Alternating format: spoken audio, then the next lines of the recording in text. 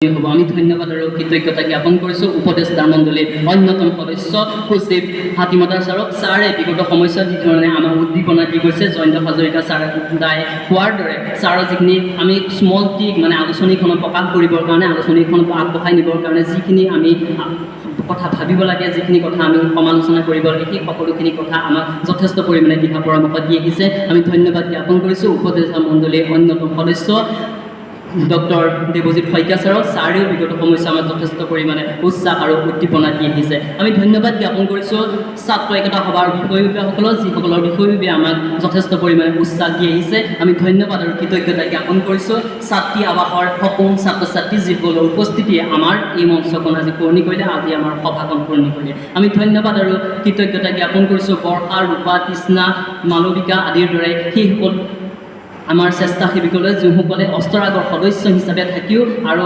আজিৰ এই অনুষ্ঠানটি যথেষ্ট পৰিমাণে আগবঢ়াই নিয়াৰ ক্ষেত্ৰত ইয়াৰ ভিতৰৰ কামখিনি কৰাৰ ক্ষেত্ৰত যথেষ্ট পৰিমাণে সকাহ আৰু উদ্দীপনা যোগাই আহিছে। আমি ধন্যবাদ আৰু কৃতজ্ঞতা জনাইছোঁ প্ৰত্যেকজন ইয়াত উপস্থিত বিশিষ্ট অতিথিবৃন্দ।